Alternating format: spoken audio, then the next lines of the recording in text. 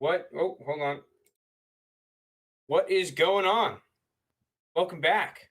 Third and 20 podcast, episode 76. My name is Frank Entwistle. We got the Mr. Steed here. Steed, what's going on? What's going on, man? Nothing much. I messed up the episode in the top left if you're watching on the YouTube, unfortunately. This is 76. Like you just said before the episode started, we are one past the quarter quell. Yeah, the quarter quell. What a time that was. You know. I still feel like we've been on episode like 75, 76 for like 9 episodes straight. Yeah, I think we have low key. Well, I think like it was two times like we thought we were in episode 75, but it turned out we were on 72, and we just lived in that like it's like Inception. You're just Hmm. living in this like in limbo, and eventually like we have surpassed the quarter quell. Now we have dipped into the episode 76, but will it be the same when we reach 80? Who knows? Yeah, who knows? No, we'll definitely turn the new leaf. All right, do you want to start off with conference championship stuff for college football, or do you want to go into just right into fucking picks or just NFL? What are you feeling Let's do here? conference championship. All I right, mean, let's do it. it's the number one thing on the list. Everybody's talking about some really big games, some great games. Every single game decides who's going to be in and out of the playoff. All right, well, we have Besides that's Georgia. playing right now. It just kicked off Utah against Oregon. I mean, Yeah, that's Utah a good kicked game. the. We can talk about this real quick because this will be over by the time you're probably listening to it.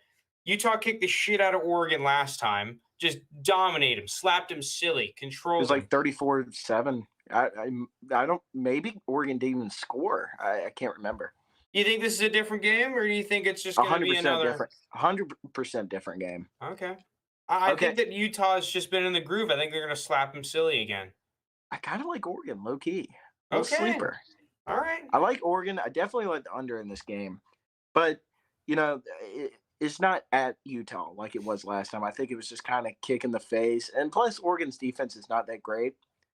But I think now that they play in Vegas and that's a turf field or whatever, it plays fast. I think that plays a little bit into Oregon's hand and how they run their offense.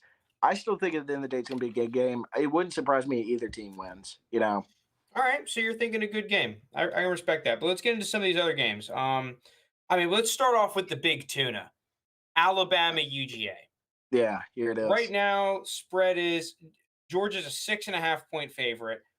I mean, we were talking about this a little bit before the sode because I'm an underdog kind of a guy. That's what I do. And I do not like this game for Alabama. Um, Not at all. I mean, I think a lot of people might be in the same boat. You're going to have some of the people that take Alabama just because of the name. It's Alabama. It's Nick Saban. Definitely could be a close game. Man, I just think that Georgia's defense is just too good. And we saw Auburn stymie Alabama a little bit because Jamison Williams got ejected with a targeting call.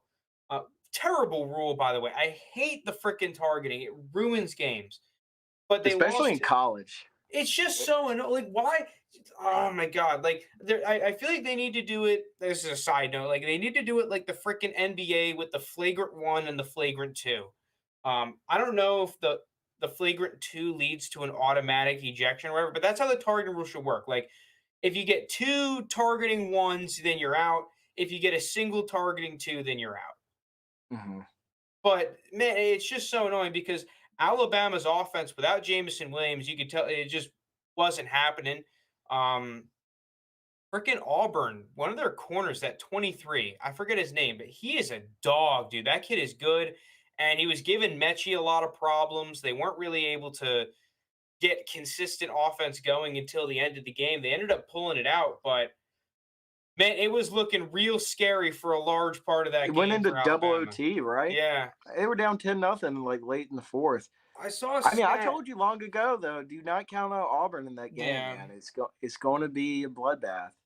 I saw a stat that was interesting. I saw like Alabama just hasn't played many overtime games, and I think this is like the first multiple overtime game that Alabama has played in like a long time, like over 10 years, I'm pretty sure.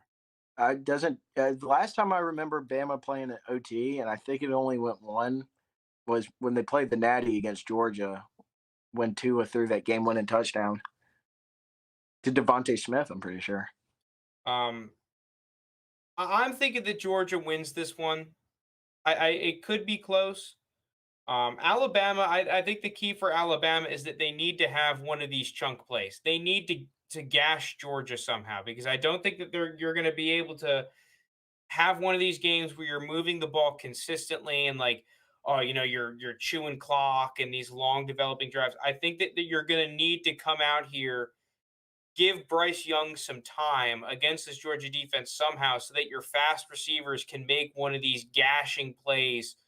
um, just get a couple of these big chunkers and hopefully put up some points, and we'll see what happens because I think that's one of the things with Georgia is that their offense has kind of been able to coast for a large part of the season. And on top of that, just knowing the fact that even if let's say you just go 3-and-out, your defense is just going to destroy your opponent. It's happened every week. So it's going to be interesting to see. I think that Georgia wins it though. Yeah, I think so too. I'm just not a believer in this Bama team.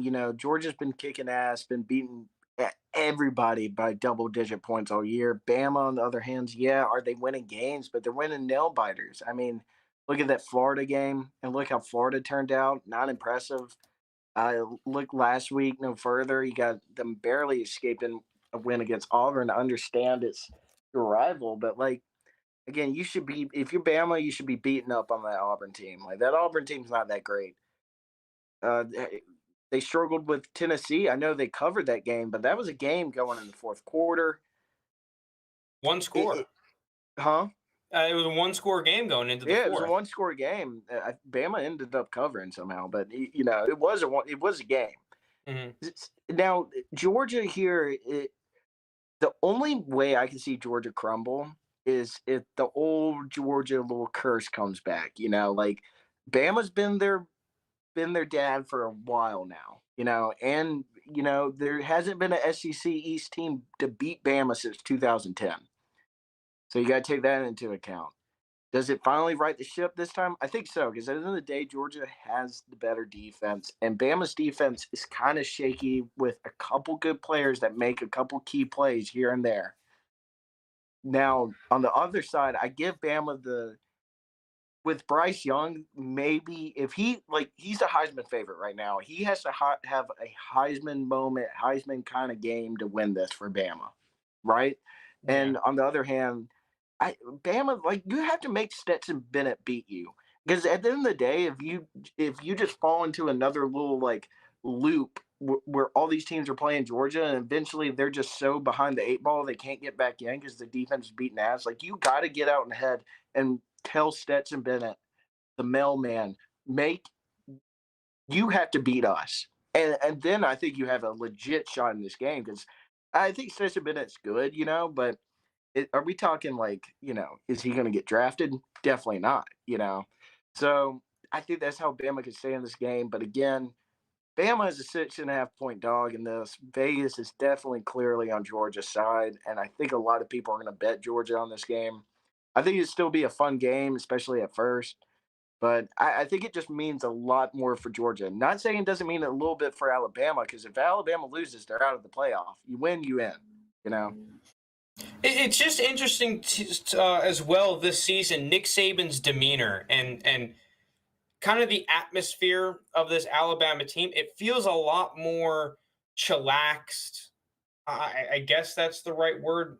Not I think he necessarily knows they're not nonchalant. good. I wouldn't put it that harsh. I don't think he knows that they're not good. I just think that he understands that this team just isn't these Bama teams that have come before. They have good players, don't get me wrong, but it's not like they have this ridiculous level roster that's clearly above everyone else, right? Because the past couple of years, their roster was just kind of head over heels on another level from a lot of the other teams. So he kind of had to have that firm hand saying, like, listen, if we lose, this is on you because we are the better team. Yeah. And now he knows, hey, this Georgia team's probably better than us, but so he's going to be a little bit more positive, a little bit more, hey, let's just go out there and play our game, do something and just make something happen. I'm interested to see, can Alabama just make something happen early? Because I think that that was the one thing that was interesting about, I think it was the Auburn game. Yeah, it was the Auburn game where Auburn early on in the game was actually moving the ball well against Georgia. They weren't able to punch it into the end zone. They had to settle for a field goal, and then they started playing into Georgia's hand a little bit, right? Where, okay, that Georgia defense starts making plays, and they just weren't able to get anything going significantly so that Georgia's offense could play without pressure. They could just do what they do, be physical, run out with those big ass tight ends, those talented ass tight ends, and just play their game and eventually just wear Auburn down. Yeah. If Alabama's able to punch one in early, and then let's just say get a field goal, and by the end of the first quarter it's 10-0, then this game could become really interesting for Georgia, because it just felt like every single game for Georgia, by the time halftime rolls around, they have the momentum. They're in a spot exactly where they want the other team to be. So if I'm Alabama, maybe it's a trick play that they need to do or something so that you get Georgia, you just give them that blow early in the fight to get them off of their game and on their heels and make it a different game than they've ever played this season. It's just kind of weird how like we're saying like Bama's gonna need to run a couple trick plays to win this game because like usually it's the other way around. Yeah. Like the other team has to run a couple trick plays to beat Bama. Kind of, but like to reiterate on like how this team is not talented teams in the past, and I have a theory about this because I was thinking about this the other day. So when Kirby came to Georgia, like Bama was getting the number one recruits every year, and they still do it. They're top five every year. It's not they're one or two, but they started splitting with Georgia, right? And then you see Georgia's rise. But when Jimbo Fisher moved to Texas A&M, I think what it started happening, he was able to yank some of these 5 and 4 stars away from Saban and Georgia. So now with Alabama has a very like crazy ass team. Like last year, one of the best teams of all time, right? With Mac Jones and everybody. They're not able to reload as quicker as they were in the past because Jimbo and these other guys are still they're taking the And recruits. Ohio Because like, State. yeah, but like just speaking of the SEC in Okay. general, like because Ohio State, they're always going to get top five just because of their name and whatever. But like, they're not going to be getting guys from, say like a Georgia, like the state of Georgia, the state of Alabama, the state of Texas. They're Yeah, gonna, like those pipelines. yeah, Okay, like I'm picking up Ohio what you're putting State is down. like look at C.J. Stroud for example. He's from California. Uh, they're kind of out recruiting the Pac-12 and all of that, grabbing guys like that. The SEC, they're battling for these Southern boys, and Mhm. I think it comes into play with Jimbo Fisher. Okay, that's interesting. I mean, yeah, we have seen Texas A&M have top recruiting class. I mean, this year, Team's talented. um, not to say that, because I think saying that Texas A&M has underperformed this year is putting it harsh, and that's just kind of judging them off the early part of the season. But they were expected to be just one of these tippy top teams in the SEC I because mean, of the they started fact the that year they, ranked 5. Yeah, like, the past couple of years they've had top five recruiting classes, and they have a guy like Jimbo Fisher. I mean, we saw them beat Bama, so that's going to be a really interesting game. I don't see Alabama winning. I think that Georgia's going to win this game, and it's just going to be the yeah. same story as per. This is an interesting game that I want to talk about. Baylor, Oklahoma State. I was really close to taking Baylor, but I'm not taking the game. Um, just because this is going to be a physical football game. I feel like these are two teams that try to do the same thing. They want to win up front, especially with their offensive line, right? Just their people. They got people movers up front. Both of these squads.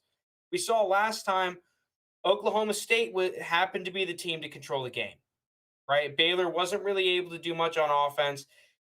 Baylor defense was still good, but I mean, you put up 14 points, you're just not going to win the game, right? Yeah, they weren't getting great field.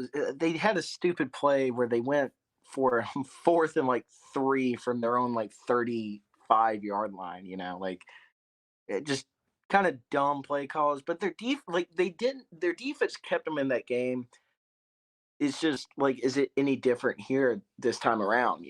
Because I think like these two teams are the better defenses in the Big 12, obviously, right?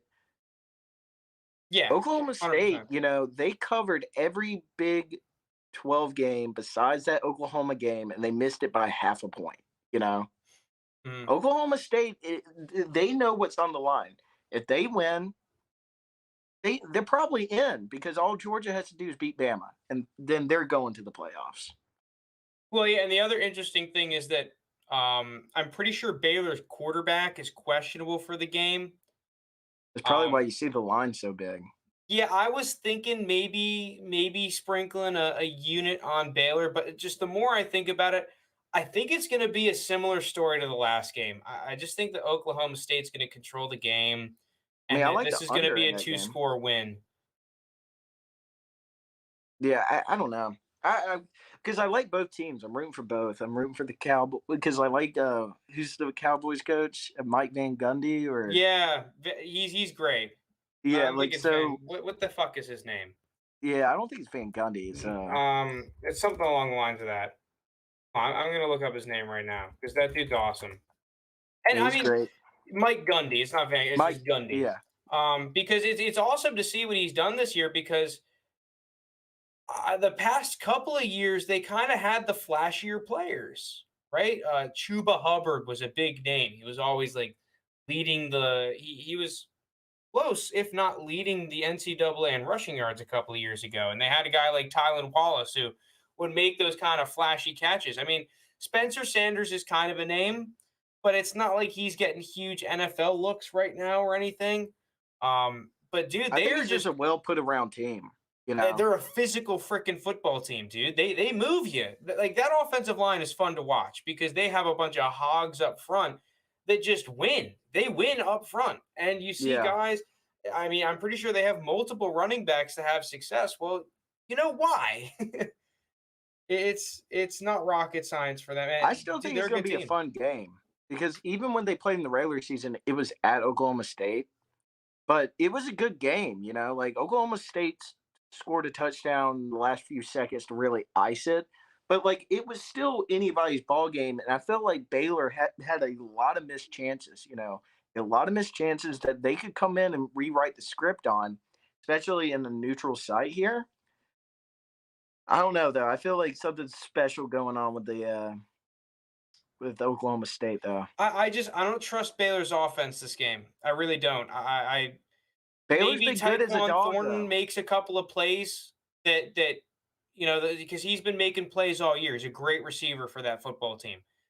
Maybe he's able to go up and score a touchdown or two to put you over the edge. But I think that Baylor's they need to play by their defense or special teams or something this game to give them that little bit of momentum, that little extra oomph to put him over because I feel like if you don't get either Thornton going crazy or one of these special teams defensive plays, a turnover that sets you up in good field position, a return for a touchdown, I don't think that their offense is going to be able to just dominate physically the way that they have other teams like a Texas and see them control that kind of a game. I just don't think you're going to be able to do that against this Oklahoma State team. Yeah. All right, let's start talking about some of these other ones. Um, let's go Michigan, Iowa. Michigan's an 11-point favorite. I mean, Iowa, it's kind of a surprise with the way that they looked at the end of the season that they're even playing in this game, to be honest. You think they Wisconsin have choked. any shot? I mean, that offense is just terrible. Is there any shot that they win here? I uh, I see. I think they do because I think You think they Michigan. win or they have a shot? I think they have a shot to win. Okay, I thought I you were don't think they coming out here win. and saying, dude, Iowa's winning this freaking game. I mean, I don't, dude. It's just something to. Even though Michigan finally got over the hurdle and beat Ohio State the fourth time in like 50 years, it's just aren't we like Michigan? Besides Georgia, they're the next team that chokes, in these big games. They just choke. Is it the little hardball special? I don't know. I could see this definitely being a game and where Michigan's kind of caught off guard because Iowa's defense is good and Yeah. Iowa's defense returns back to the early form where they were creating turnovers. But the thing is, I don't think Michigan, that's their game plan to go around there and chunk the ball.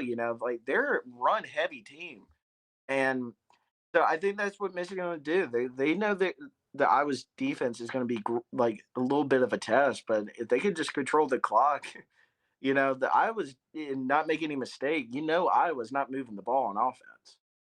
Well, yeah, that's the game right there. Is Michigan going to be able to do what they've done to some of these teams, where they could just run the crap out of the football, or are you going to force them to throw?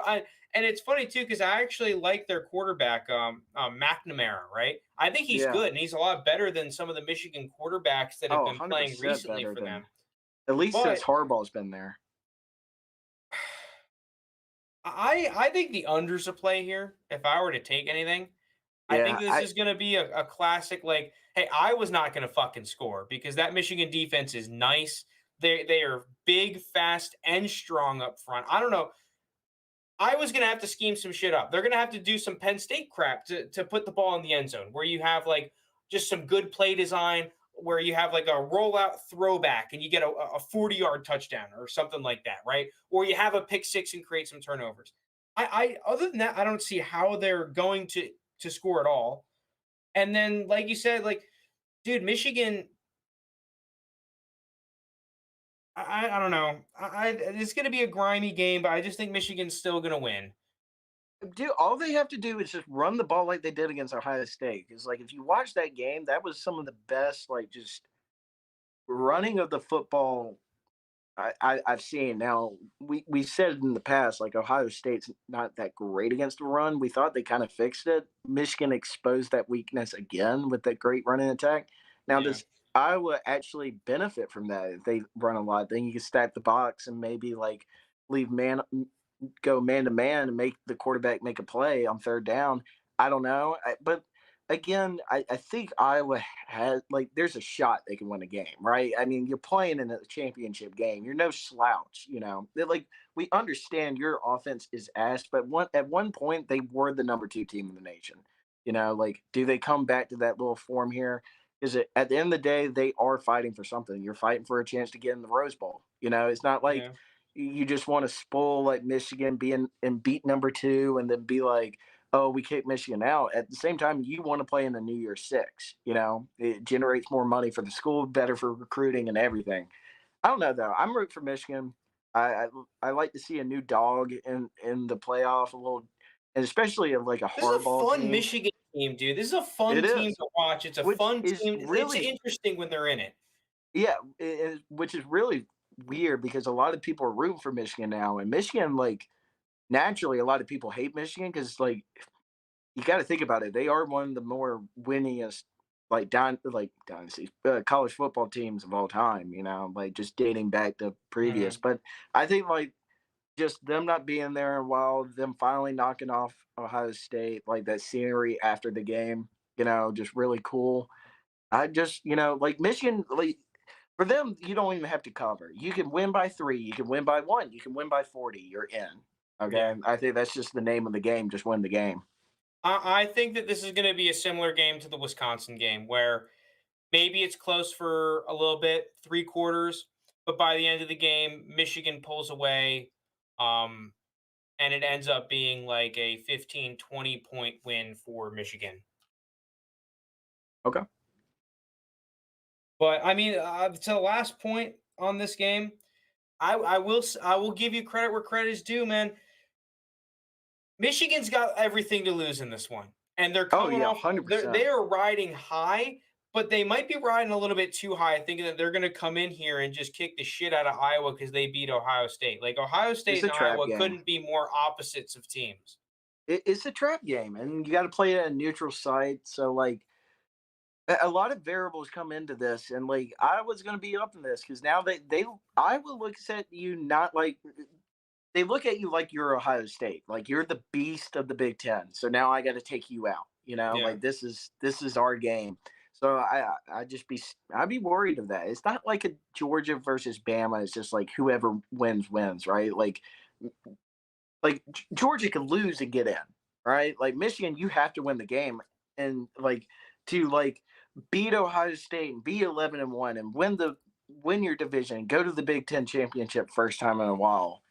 If like in your head, you got to be thinking if you choked and lost to Iowa, and you like none of that shit matters. Well, None of it. also for Georgia's not slouching around. This is a statement game for Georgia. That like Oh we no, we they are like. beating Bama. I'm just This is saying, a like, they're going to be up for hypo- that. yeah, hypothetically speaking, Georgia can lose and they're Yeah, still yeah, in. you're right But though. You're like right. Alabama, like them being like their dads for the past, like what, 10, 15, Hmm. 10, 11 years, especially. It's personal for them. Yeah, they want to beat their ass. They want to beat them. All right, let's move So on. Pittsburgh, Wake Forest. I think this will be Is this just another ACC coin flip, or do you think that Pittsburgh is the better team? I think it's a coin flip.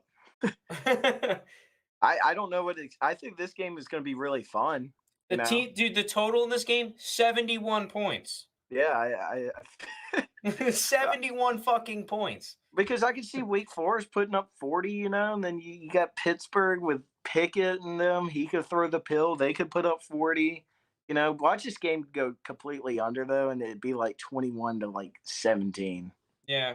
Well, Pittsburgh, after that annoying loss to Miami, has been hot. They've won out. They've beat Duke, North Carolina, Virginia, Syracuse, a bunch of different teams with different skill sets and different good players.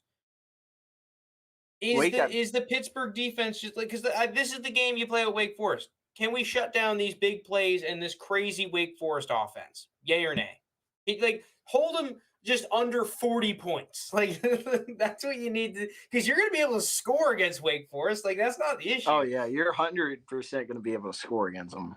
It's just are you going to be able to I mean, this is going to sound fucking stupid, but like, can you score more than them? But that's quite literally the game because Wake Forest is going to go out there and they're just going to be going. No one's been able to stop them other than Clemson. Yeah. I think it just comes down to who gets the key stop, and then I would put that advantage in Pittsburgh's little reign. I think they, at the end of the day, have the better defense on paper. But again, like I think this is just I think this is going to be a really fun game and entertaining game, back and forth. Two teams with no college football playoff um, to do with at all. So they're just playing for a New Year's Six. What they play for, the Orange Bowl or the PlayStation Vita Bowl or whatever it is. So I think it's just going to be back and forth. I wouldn't be surprised if that overhits, but I would then be. I again, think this is going to be very similar to that North Carolina NC State game. oh, Not that game was not NC crazy. State game. Fucking Wake Forest. Where That game was crazy too. I think it's going to be similar because I think I would give Pittsburgh the slight edge. I mean, Vegas gives them a slight edge. They're a 3.5 point favorite simply because the story with Wake Forest, at least to me, has been do you have the firepower to keep up with them if shit hits the fan? And shit has hit the fan for a lot of teams. And Pittsburgh does. They have Kenny Pickett, who's one of the better deep ball throwers in the game. So if you need a chunk play, you can do it. This Wake Forest defense is not good. Yeah, it's So not great. for a lot of teams in the ACC, I feel like the question has just been, do you have the firepower? Most of them didn't. Pittsburgh does. Yeah, I agree. I don't know who to take in that game though. I think I'm I'm just staying wrapping away it because up. I think that line is perfect. I think that the line is set very well. Yeah. I agree with you. I'd actually lean the over, surprisingly, at 71 points. I would lean the over. So many points. Cincinnati against Houston. Cincinnati's a 10.5 point favorite. Houston, I think, is coming in here very underrated. This is Yeah, an annoying matchup for Cincinnati because you're trying to stymie the whole. Hey guys, do not look forward to the freaking college football playoff like that. I mean, that's been the battle for Cincinnati for like the past 4 weeks.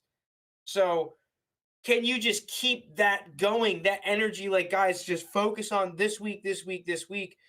Especially against an annoying Houston team. This is not a fun matchup if you're Cincinnati. You're expected to win. I think they will win, but of all of these games that we've mentioned so far, I actually think that Houston might have, aside from the Pittsburgh Wake Forest game, because that's just a fucking toss up.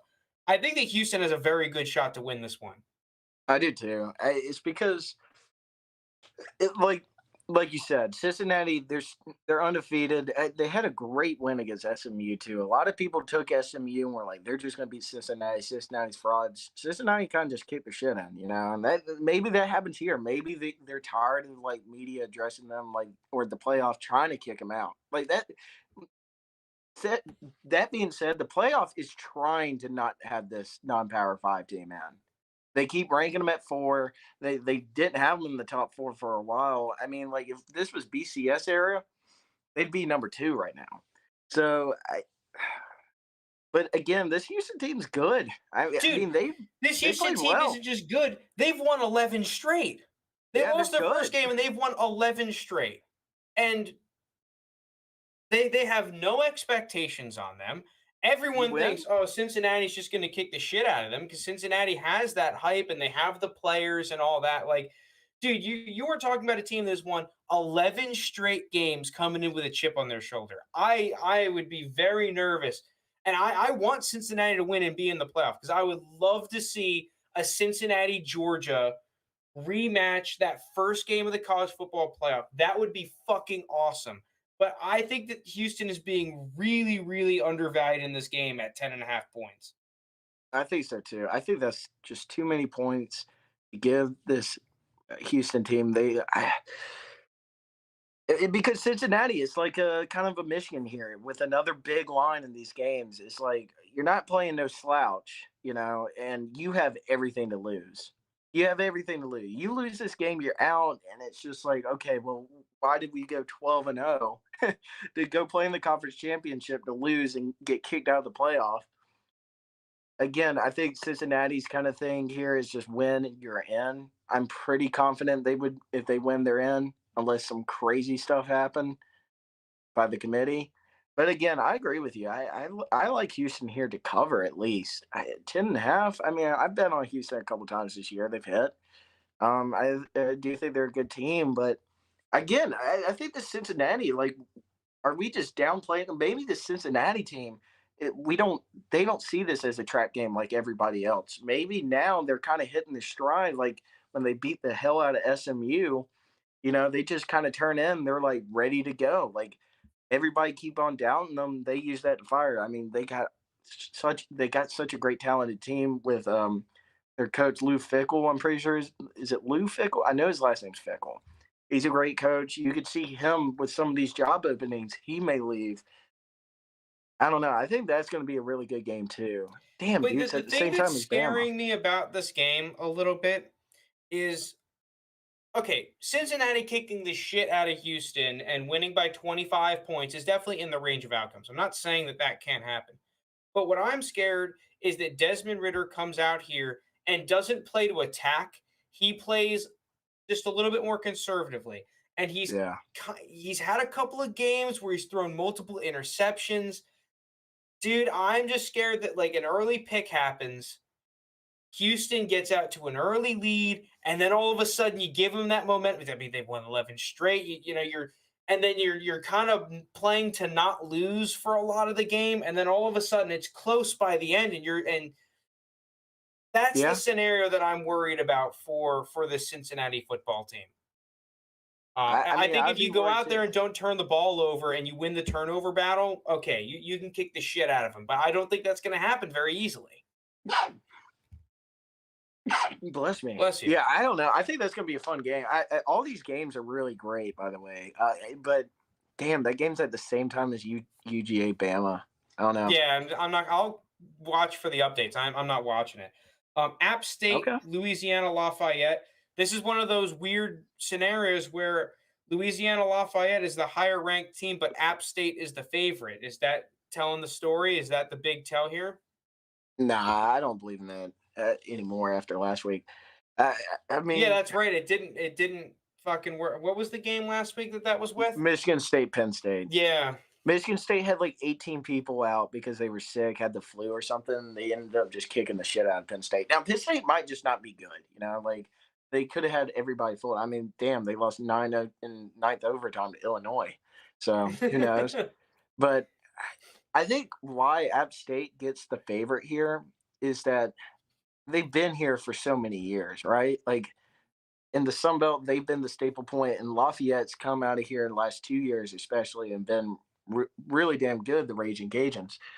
I don't know. I think there's value in the Raging Cajuns here. You got them plus money.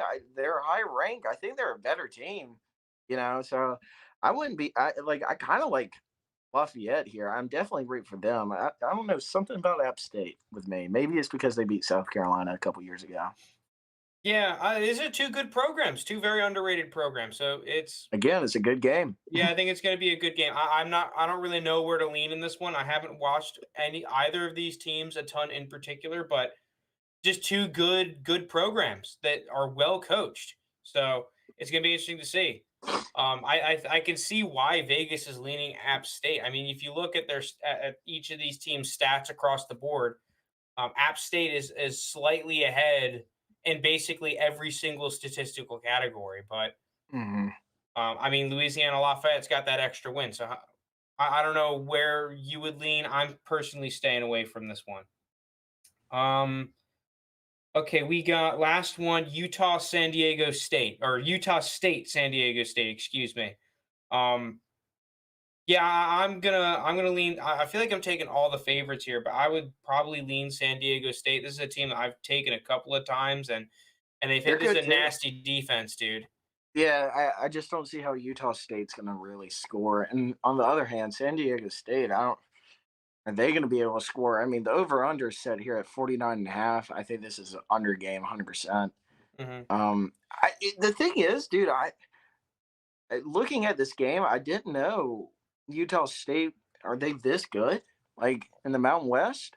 I haven't heard about them all season. Yeah, I really haven't. I will say one thing is that Utah State, this is a pass first offense, and that does give them a little bit of a slight boost for me in that the San Diego State rush defense is nasty. Pass defense is kind of average. So if you come out here and have one of these game plans where you kind of just say, hey, fuck it, we're not going to try to run the ball that much and we're just going to go through the air, and you start Hmm. having success, then it's anyone's game. But I still believe in the San Diego State defense to pull this one out, to stymie Utah State enough, and just do enough to win the football game. Yeah, I think that's the thing here because I'm looking at Utah State like season. They went 9-3, pretty damn good. But the games they lost in, they just didn't score. So that makes me think, especially if they score 20 or more points, they won every game. Dude, I see. The thing is that if a team like Nevada can't come in here and have they put up 21 points against San Diego State, and they got Carson Strong slinging the pill and a pretty good passing offense there, right? They throw the ball 60 fucking times a game. If that's a team that only puts up 21 points, I don't believe in Utah State to do that. So Wow. And also, both teams are undefeated playing on the road. Again, neutral site. So I always count those like more as a road game, not like a home game. Something interesting there. I see Utah State got destroyed by Boise State, and they play in the same division. I mean, they beat UNLV by 4 points here. They destroy Hawaii, but it wasn't on the island. I don't know. Yeah, I'm kind of just rolling with San Diego State there. There's a reason why you haven't heard of Utah State, and like the big three of the Mountain West this year were San Diego State, Nevada, and Fresno State, right? Like, and they all three played in the same division. I mean, I guess Boise too. They were ranked at some point, but they didn't really do anything. So yeah, I think I'm just rolling with San Diego's. Just give me the better team. Give me the team I'm I with know. you though. I would take the under if I don't trust the spread because I don't trust San Diego State to just win by enough, right? Well, Like this could the way easily I be see like this a game 20 to going, 14er. yeah, I see this like 28-17. Easy win for San Diego State. But I dude, the over under at 49 and a half, I think is a little bit juicy. If I were making that line, I would probably put it more so around like 45, 46, not 50. Yeah, I would too. So I now I like suck with college football. I'm gonna just preface that. So I've taken like all of the favorites. Maybe it's dog week. Maybe it's fucking dog week. okay. Could be. I'm just throwing that. Now I'm usually an underdog guy, so it's gonna be interesting. Hold on, I put up the wrong speed. But let's get into the fucking picks. Let's get into some juicers. Um, Units are on the screen now for those on the tube. Dude, me and you, Steve, we need to get our act together because we have been having some rough going the past couple of The month weeks. of November was terrible. Yeah, it is a no hit November apparently. Yeah, it Um, destroyed me. we both went 1-6 last week. I'm still positive 4.73 units. Steed, you're in the biggest hole of the season yet, down 5.37 units. Hopefully, you get some fucking juicers this week to I pull don't it know. back. I mean, dude, if you're not confident, you shouldn't go out there and just start taking random crap. But I think I like the board this week a little bit, actually. I think that the board's pretty juicy and there's some good value. Okay. I'm gonna go with my dog of the week. I mean, if you've been following the pod, I always just take dogs. So, um, but dog of the week is a little bit of a juicer, and this kind of goes against a little bit of my strategy of I take dogs, but I try to avoid teams that I think are shit. I'm going with the Jets. Okay. I'm going with the Jets. I for a couple of reasons. First off, plus 230, I think, is far too good of odds for me to pass up in a game that I don't know if Jalen Hurts is going to play. I saw a report today that he may not play. If he does play, he's going to be playing hurt. The second reason is that even now it sinks that the Jets don't have one of their pass rushers, Franklin Myers. He just got suspended, which sucks. He's been playing very well, but that Jets defensive line is still very talented, which I think gives them a huge X factor against this Eagles offense where man, you look at the games the Eagles win. It's where they kind of have a field day on the ground, whether it's Jalen Hurts, whether it's Jordan Miles Howard. Sanders having a big run, or Jordan fucking Howard going out there getting 20 carries for 100 yards, whatever. I do not think that will happen in this Jets game. And then the biggest reason is even against this Eagles good defense, I think that we are going to see the Zach Wilson coming out party at the end of the year. I comp this Jets team very similarly to the Bills team with rookie year Josh Allen. I love Zach Wilson, but I wasn't going to come out here expecting Zach Wilson to completely light the league up his first season. I think now that he's acclimated, he's gotten enough games under his belt, he's back from injury, right? And he's in that second game back from injury. I think that we're going to see the most comfortable form of Zach Wilson yet. Um, does Corey Davis come back this week? I think that Corey Davis is going to play, which is another big get because that was Zach Wilson's favorite target. So now you got Elijah Moore and Corey Davis, no longer like full on rookie Elijah Moore as well. We've seen him doing very well. I think this Jets team is just a very underpriced in this game at plus 230. I don't hate the pick. I'm staying away from that game completely. But like, I mean, again, if you want to gather units, I mean, why not the Jets? Dude, I've gotten boned.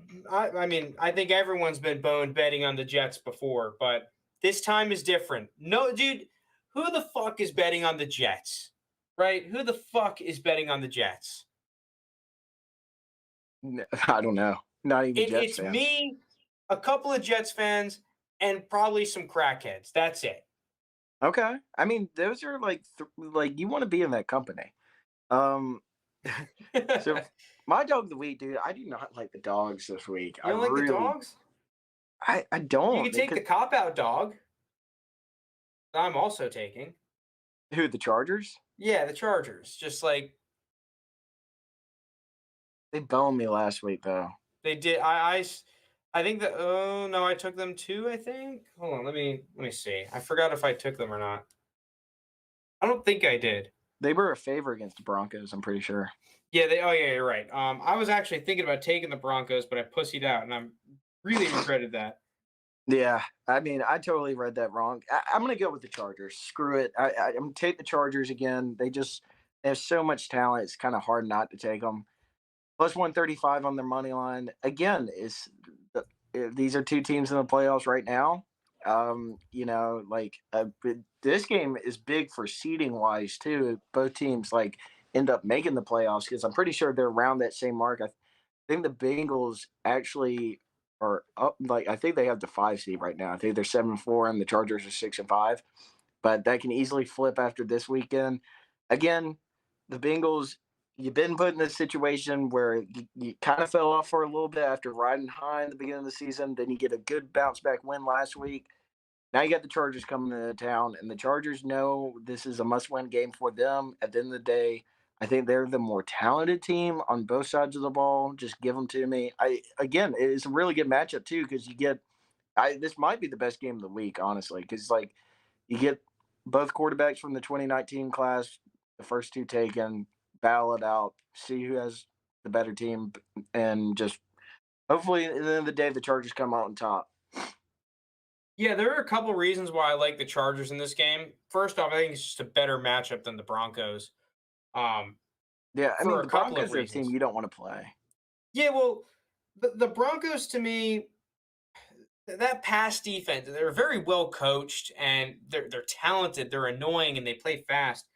I think that the Chargers offense matches up much better against the Bengals, where the Bengals have, I think a lot of the games they've had success where they've been able to kind of live in a too high man coverage kind of a look. I don't think you're going to be able to do that against this Chargers team, and I don't think you're going to want to do that against this Chargers team because, dude, Mike, Will, and Keenan Allen, they're tough to cover one on one. I don't love the matchups if you're going to live in man against both of those dudes. And then the last thing is that you're just not going to be able to do this classic, hey, just shove the ball to Mixon 25 times and have a ton of success. I mean, Brandon Staley, the reason why he was such a hot commodity in the offseason was because of how he's kind of reinvented the way a lot of defenses look at the running attack, where they're able to still play two high safeties, but plug up a lot of the gaps and stop a lot of teams up front. You're not going to see the Chargers get it bullied like the Steelers did last week. So I think that the Bengals are just a little bit overbought, although I do think this is going to be a close game. Yeah, I think it's going to be a really good game. I'll be watching. I'm going to go with my last. No, this isn't my last dog. My second to last dog. I don't know why I'm doing this. To be honest, I don't know why I'm doing it, but I'm gonna fucking do it. I'm gonna take the Seahawks money line. Mm. Yeah, I know this is a stupid pick. Seahawks. See, I can't even type their fucking name right. This is such a stupid pick. I just for some reason I can't not pick this. And it's just their defense has played well. I mean, Russ has played like shit, but I don't really. man, it's just everyone's against him right now. Everyone is against the Seahawks. No, it's like the Jets, but they're good. The Seahawks are still a good team. They're not great. They have a lot of holes. They have a lot of weaknesses, but they're still all right. And they're just so undervalued right now. I'm just gonna take them plus 150. I'm just hoping they keep it close and you give a kind of like that last game against the football team where you keep it close, you get a little bit more production out of your offense, and you give Russ a shot to win it. Yeah, Mhm. these are two teams that are familiar with each other. It's a divisional game. Fuck it. I'm full sending. Because, dude, think about it like this. Imagine you told yourself in the beginning, like, just take away the Seahawks offense for now. Look at the defense. Look at how much progress this unit has made. That is being completely thrown out of the window because of basically their lack of rushing success up front. Because if you look at Russ's numbers, he played like shit for a large part of the game. Still threw for 250 yards and 2 touchdowns. It wasn't They completely can't run the terrible. ball. They can't run the ball. Yeah, they can't run the ball, but they're signing Adrian Peterson. Maybe that gives them some sort of spark. I fucking doubt it, but I just think this team is being too undervalued for the level of talent and the strides that they have made on the defensive side of the football. If they're able to stop the 49ers from being ball hogs, from going on these 8, 9, 10 minute drives and fucking you up, maybe the Seahawks have a chance. Fuck it. Maybe you want them to do that. Maybe you want to just have the offense not play. Right? Maybe that's the I strat that you win with. Maybe they're going to have to start hitting some big plays again with Locke and DK. You know, DK didn't have a target in that Monday night game until like what the fourth quarter. Now, I get it. Like Russ, he came back really early for that injury, right? He came back like 3, 4 weeks early, and so I still think like that's what's holding him back. Truly, I don't think he has a really true feel for the ball right now. But I don't know. Again, I can't take anything for this game because like it does look like the 49ers rushing attack is with Elijah Mitchell, and hell, they're putting Debo back there in the backfield too. Well, no Debo this game too is going to be Oh, interesting. that's huge. Yeah, So for the Seahawks at least. yeah, the other thing too though, just speaking on that last game with the whole DK Metcalf situation. First off, the offensive design for the Seahawks was horrible, Mm, absolutely atrocious. And I think you saw as the game progressed, Russ knows he hasn't targeted DK. And I think when you saw, the offense isn't working, they're punting the ball, he started forcing the ball to DK. DK might have been saying stuff to him on the sideline. I wouldn't be surprised. Like, hey, dude, throw me the fucking ball. I don't care if I'm getting doubled. And you saw where you would have a guy like a Freddie Swain open over the middle, and Russ is just trying to force the ball to DK. It was yeah. just kind of one of those games where you're getting in a funk, you're trying to get people involved, and everything was going wrong. New week, new Seahawks. I still believe in Russell Wilson. I have full faith ahead in Russell Wilson. I did This is a too. stupid fucking pick though. I will be the They're just first one to admit wonky. it. They're a wonky team, and they're weird. All right, so now for my next few picks, I'm gonna go against the grain. What I usually do, I'm taking totals. I got to shake it Okay. up. The first total I'm gonna take, I'm gonna look ahead. I'm gonna go to the Buck Falcons. I'm gonna take the over 50.5. It's hit by a country mile last time they played earlier in the season. The Bucks beat them like by 20. It's like 35. No, it was they might have put 40 up on us. I don't know, but at the end of the day, Falcons defense is not good. They'll have like half capacity there because nobody goes to the games in Atlanta. And I think the Falcons are good for 21 points, especially through the air. Because like that's how you move the ball against the Bucks. You can't really run. So, and then with the Swiss Army knife like Cordell Patterson, Russell Gage had a good game last time he played the Bucks. I think you kind of see that trend continue here, and I think you see Tom Brady pick apart this defense. So I like the over in this game.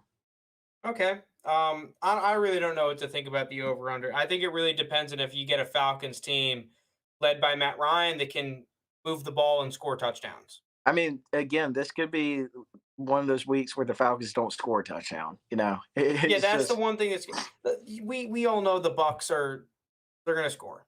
yeah, the Bucks So are going to score. The Bucks should easily put up 30. You know, like yeah, you're they're gonna do their part for that 50 points. I They're just gonna need the put up that Falcons to. 25-26. I need the Um Falcons offense to show up a little bit.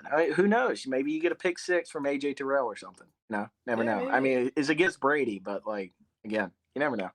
Yeah, so I initially didn't have this pick on my card. I'm going with the football team at plus 200 over the Raiders. Um, They're plus but 200. plus 100, excuse me, sorry. I was about to say, damn, Oh I'll yeah, jump if in it's on plus that. 200, I'm putting the mortgage on it. Yeah, I'll jump in on that. But this is kind of it's just one of these picks where man, the Raiders are trending down. They had this has been the story for the Raiders for a large number of for like 2 seasons now. It's been they get off to that hot start, they're in the game, and then all of a sudden things start to deteriorate. Their defense starts playing like shit. Yeah, They get too many penalties. Their offense starts turning the ball over, and then by the time the end of the season rolls around, they're a 500 team and miss the playoffs. That seems to be kind of the trend. I mean, they get a big win against the Cowboys last week, which was nice. It was a close game, but I still feel like they're trending down more than up a little bit. And then on the other hand, the football team has been just hot. yeah. They're I mean, winning they've games won and they're three in a playing row. well. So I don't love this pick, but history repeats itself. I think that the football team, they're hot. The Raiders, kind of hot and cold, hot and cold. Think it's going to be a tale as old as time. So I'm going to kind of try to play the team that I think is hot against a team that is kind of just so in terms of form, and I I like get them that. at even odds, so I'll take it. Yeah, I like the football team there too. For my next pick, I'm taking another total. I'm looking at Sunday night. I'm taking the under 47 points in the Broncos Chiefs game. Here, I think you just get two. Like the Broncos are going to be able because like it's not like the Chiefs' offense is still like the Chiefs are like playing much better as a team, but it's not like the Chiefs' offense is going to hang 30 points on this Broncos team, right? Like this Broncos defense can hang with them, especially with the guys in the secondary. You double up Taysom Hill, and then maybe you shut down Kelsey. Is the Chiefs are not going to be? They're not going to run the ball. Like just like when's the last time you seen them have a 100-yard rush game with one guy? It's not really going to. Yeah, and Edwards-Helaire, I'm pretty sure, has an illness, so Yeah, so that's going to he's be not even interesting going to as well. play. And Well, I then think he might play, but oh yeah, flu game action? blue game for I don't know. But on the other hand, the Chiefs defense has just completely turned the table from where they were in the beginning of the season. Everybody was saying this was a horrible defensive unit to now where they're very formidable and they've helped win this team a lot when the offense wasn't rolling, and they won games 17-10 or like, nail biters and the defense made a big play. I think it has to do with Chris Jones, going back to his original Stud. spot and then you get a pass rusher like Melvin Ingram, the defense has looked so much better. I think with the Broncos offensively, there's just not a much because like I look at quarterback play that is like how are they going to score 20 points against the Chiefs, especially in Arrowhead? I don't see it happening. It would take like a Patrick Mahomes pick or something for that to be possible. So I'm just going to ride the under. I think the big thing with the Chiefs as well is that we've seen their secondary play at the level that we've seen them play before. A guy like L'Jarius Sneed, it seems like he's back to playing at that really high level. The communication issues that they had early in the season seem to have gone away. A lot of Yeah. them, at least, where they're not letting guys just be wide open or fucking up their coverage late, and one guy's pointing at the other guy like, "Dude, what the hell were you doing? I thought I had him." Whatever, right? We've seen a lot less of that. And like you said, the pass rush is actually existent. Yeah, I Turns think it out. made the whole defense better. Like it doesn't put stress on the secondary. Yeah, so you If really you know, feel like you get a defense that all three levels of their defense have been playing well and playing better. But most importantly, that secondary, their good secondary players are showing up. And then up front, guys like Chris Jones, Ingram are playing well, and the other guys are starting to contribute. So interesting pick there. I feel like I would have loved to get another point or two on that though. I'm fine at 47. You like it at 47?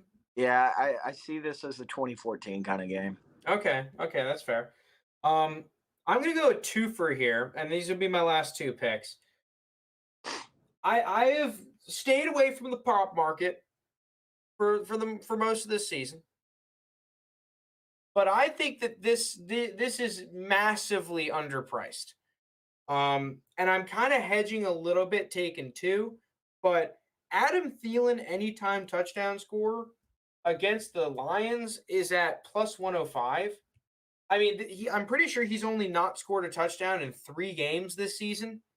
And I think the reason why this is a plus 105 line is the Lions pass defense is kind of being overbought to me, specifically because they've played some shit offenses recently. And their pass defense specifically has had some success. Yeah. But now you're playing one of the league's best, or at least better, passing offenses with two stud level receivers. And I am taking both of them anytime touchdown score just to kind of hedge a little bit because Justin Jefferson, anytime touchdown score, is at plus 110. He has not scored at the same rate as Adam Thielen. Adam Thielen, probably one of the best red zone receivers in the NFL, but I think that there's about an 80%, 75% chance that Adam Thielen scores a touchdown. I'll cover my bases taking Justin Jefferson to score. It's both plus odds. I really do think that one of these is going to hit. There's a chance that both of them can hit. And I think that the Easily. Lions' pass defense and defense in general, because of their past 3 very easy matchups against a struggling Browns team, a Steelers offense that can't do shit, and the Bears fucking mess of an organization with a coach that's probably going to be fired at the end of the year. Yeah. This is one of my more favorite picks of not only this week but probably the season. Okay, little doubler, especially like Kirk Cousins been playing pretty well. But I just think that we're gonna like you look at some of the performances of that Lions defense before these past 3 weeks, and I mean it's what you'd expect, right? Yeah, And they played some good offenses then. Um, I don't I'm just shocked that Adam Thielen is plus money to score a touchdown. yeah, I am too. Ah, man, how many picks do I have? 3. You have your dog of the week and then those two over unders. All right, for my last pick, I'm gonna dive into a little college football here. I'm gonna take Louisiana Lafayette money line, beat App State. I I think this is gonna be a great game. We were talking about it earlier. I think Louisiana Lafayette's just a better team. I get them plus money. Wait, Knock off what's the line there? What's going on? is plus 120. Plus 120 money line. All right, for those watching YouTube, I put LL because I'm not spelling out Louisiana Lafayette. I'd probably spell it wrong and embarrass The myself on. Raging Cajuns. Yeah, the Raging Cajuns, baby. But again, I think you get a really good team at plus 120 odds. I mean, they're ranked better than App State. It's just it's Sun Belt championship. A lot of people predicted Lafayette to win the Sun Belt this year, and here they are, but they're underdogs. So I'm going to take the dog. Hey, I'm a dog guy. I love it. I mean, you look at my picks every week, it's always dogs. It's dog The season. over, the over in that game is pretty juicy too. I'm surprised if you were taking totals, you didn't dive into some of those college football totals because I was thinking about dipping my hand in the cookie jar over there. But I have been so cold in college football. I'm staying Oh, okay. away. I'll take one more total. I mean, we talked about it earlier. Listen, it's up to you. It's up to you because I did No, this I for got to you make my last ground week with somehow. South Carolina, and South Carolina got their asses just destroyed by Oh my Clemson. god, dude, that game was horrible. Because like we were gassing their offense a ton, and they come out, they couldn't get a. Not only could they not get a first down, I don't think they could get 5 yards. Like it was rough. Oh, dude, I think they had like 20 yards at half. I think Uh, the defense with the turnovers, I think the defense had more return yards than our offense had legitimate offensive yards. Like yeah, 100%.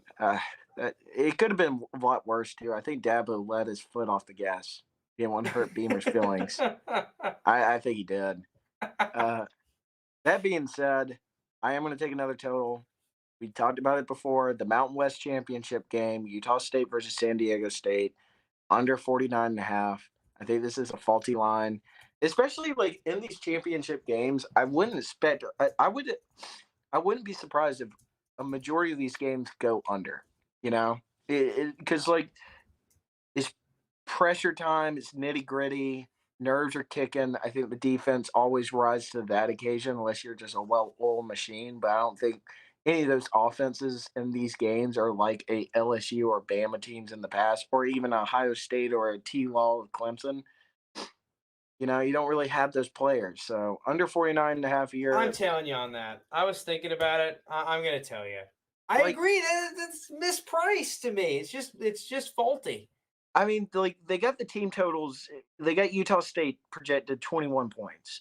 They're not scoring 21. Yeah, You know? exactly. I don't. If fucking Nevada only put up 21, like okay, maybe they can with some random plays if they get a turnover or something.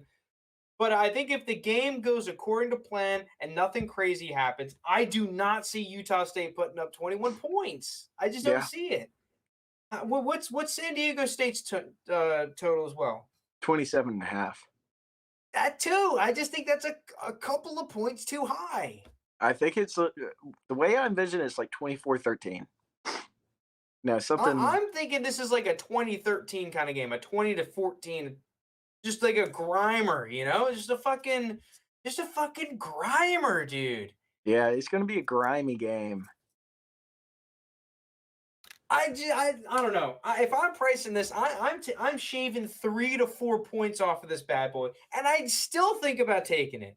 I really, and also just talking about these games, I wanted to take one of the big boy games, like the Big 12, the SEC, the Big 10. I just have no confidence because if you I take want to put a freaking dude. I am right there with you, dude. I'm just not gonna do it because I want to put a unit Oklahoma State spread. I want to take fucking Georgia spread. I want to take Michigan spread, but I'm not going to. all the favorites, it's just like if I take Georgia, like that seems like such an easy pick because like they're a better team than Bama. But then again, it's Alabama, you know, it's Nick Saban. It's tough. Oklahoma State Baylor is just like, I don't know. It was a good game last time. Oklahoma State covered. I'm pretty sure Baylor was like 5.5 point dog. This time the line jumped up more. I don't know if their quarterback's playing or not. So you could That's probably the get. big thing, dude. Like, look at the last week against Texas Tech. That's my problem, dude. You don't show up against Texas Tech. Like Oklahoma, I I don't don't know. know. I I think that just was don't kind of love a it. trap game too. It's weird. I firmly believe that Oklahoma State is the better team here. I firmly believe it. I do too. I think they're the better team, but I'm not putting a unit on them. I'm scared. Even I'm though not they've been either. great. I They've think been that great. the one reason that I hate it is that this game. I mean, speaking of totals, so this is another under that I want to take just because I don't think a lot of points are being scored. It's just going to be a field position kind of battle-y game. And I could easily see this just being because, like you said, the last game was close, and it was close for a lot of the game. And then Oklahoma State just ended up scoring that touchdown to end up covering. That's Yeah, I the think it main was reason twenty-four why is fourteen. like, what's stopping this thing from being like what you just said 23-20? No, I'm saying the last time they met, I'm pretty sure it was 24-14. Yeah, I'm just like, what's stopping this game from being a 2017 or a 23-20? You know, one of those kinds of just really close kind of games. But Oklahoma State is just controlling most of the game. It could be, but then again, Baylor has been an underdog majority of the season. They come in here again. They're profitable. These are two profitable teams. Just talking about gambling right here. If you bet on Baylor or Oklahoma State this year, you made money. You know, so something has to give here. And I just, I'll probably end up taking something personal. Like because before a game, I'm gonna want to have some money while watching the game. But am I gonna put something on the card right now? Nah, I just don't have enough confidence. Oh, we forgot to talk about the MAC championship. Kent State against Northern Illinois. Yeah, look at the over under in that. Yeah, 74 and a 71 half. points. Oh wait, no, 74 and a half. Yeah, holy crap. Yeah, that's a lot of points. I I don't know know. I know Kent State's got they got a what's their quarterback's name? Hold on, I gotta find this guy because he's awesome. He's some sort of engineer, like Okay. aeronautical engineer. Is that a thing? Is that a thing? Isn't that what Josh Dobbs was? Maybe. I don't know. Didn't he get like some Dustin NASA Crum. shit? Dustin Crum is fucking awesome. I love Dustin Crumb? Crum. Yeah, Victor Crum. Dude, Crumb? no, he goes out there. He slings the pill, dude. He slings the pill, and it looks like dude, Northern Illinois is pretty good too. Miami. Not Miami. What's his name? The other quarterback. Oh, okay, never mind. I'm looking at the wrong fucking team. It is Miami, Ohio. His name. They've got a Gabbert, Okay. but I'm taking the Crumb solely because he's Crumb. Dustin Crumb, the engineer. Oh, He's you're going taking out Kent there. State? Hell yeah, dude. Oh my god. Did they play earlier this year? They did, dude. Oh my, listen to this score. Kent State won by 5, 52-47. So 99 points. This is a um, barn burner. Dude, the I, thing I'm about I Mac, love Kent State. I love this team. it's Maction, baby. Like it's one of the best conferences because like any given week, any of these teams can win, and they put up points. There's no defense being played. Yeah, I'm not taking it, but Victor Crumb, he's the best. He's the best seeker in the league, bro. He's the best seeker. Yeah, he is. He really was, especially in that championship match Well, they right were before playing the Ireland, goblet. right? Yeah, they're playing. It was the Bulgarians Yeah, the versus. Bulgarians, dude. And Pick now up he's the bug. going out here. He's in the MAC. He's slinging Yeah, the pill. he got picked up by Kent State after his great run for the Bulgarians. In the Quidditch World Cup. This is a And Harry Potter reference for people who might not have any clue of what we're saying. the Quidditch World Cup, what a crazy final that was. Victor Crumb Um, catching the golden snitch to send him off. yeah, before hitting up Hogwarts, trying to. Oh God, I'm screwing up the view. Macking on Hermione. Yeah, trying to hit up Hermione Grange's number. Ron sitting in the corner at the dance, all jealous. Oh man, yeah, I'm taking the under on Ron this week. I like that. All right, well, that's gonna do us from us here. Do it from us here. If you made it this far, thank you so much for listening. Thank you so much for watching.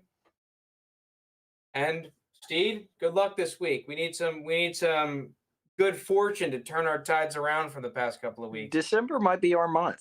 You know, you never know. Yeah, no hit November is over. Now we Oh my move on to God. December. So peace out, man. See you next one.